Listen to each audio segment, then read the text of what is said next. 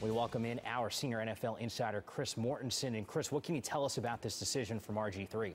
Well, it's not a surprise.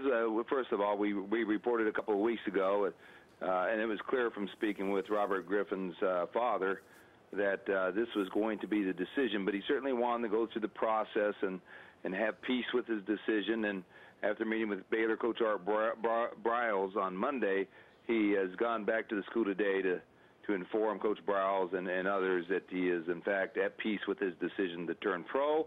And he actually will now select an agent and could do so tonight. Then, of course, we wait for some formal announcement. The deadline to declare for the NFL draft is this Sunday, but Robert Griffin III is going ahead and getting ready to compete with Andrew Luck to see who's going to be the first quarterback taken, I think. Chris, you're as dialed in as anyone when it comes to NFL matters like this. From the people around the league, what are they saying about where RG3 could fall in the draft? Well, I mean, there's no question that the personnel people I've spoken with believe he is going to be a top 10 pick.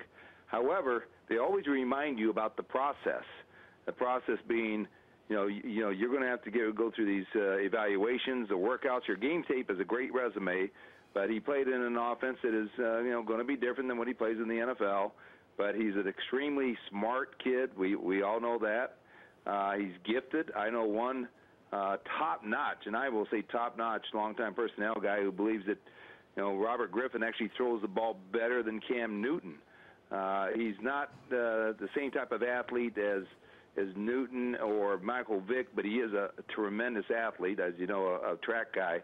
And there is a thought that if he has a really good pre-draft process, that if he's not the first pick of the Colts, and Andrew Luck is, as expected, then that teams then can go ahead and see if they can trade into the St. Louis spot at number 2 to get Robert Griffin III if he does as well as he hopes in this pre-draft process.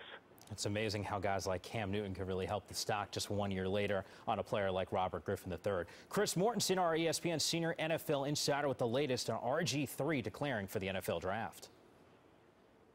All right, Coach Herm Edwards, Robert Griffin III's going pro. I'm not sure about this business of being drafted ahead of Andrew Luck. No, that's not happening. But he's a top pick. There's no doubt, because if you're a coach, you realize now in today's game, the mobile quarterback is the future. And you think about Cam Newton, Tim Tebow. How about Jake Locker? Michael Vick.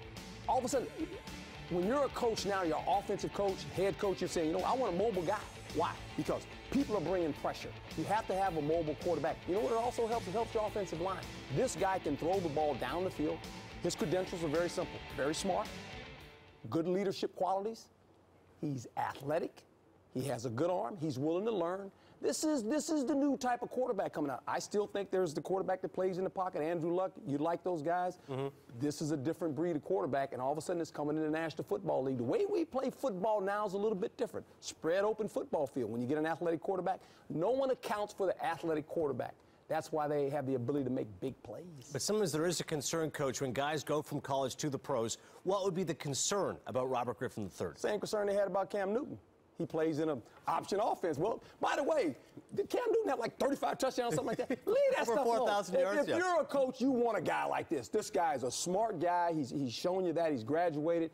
Everything lines up. This guy's a good football player, and he plays the position you need if you're going to win championships. A lot of them. Quarterback. Is he the type of player that can step right in and be a starter next season? Why not? If you draft this guy, you're starting this guy. You kidding me? Day one.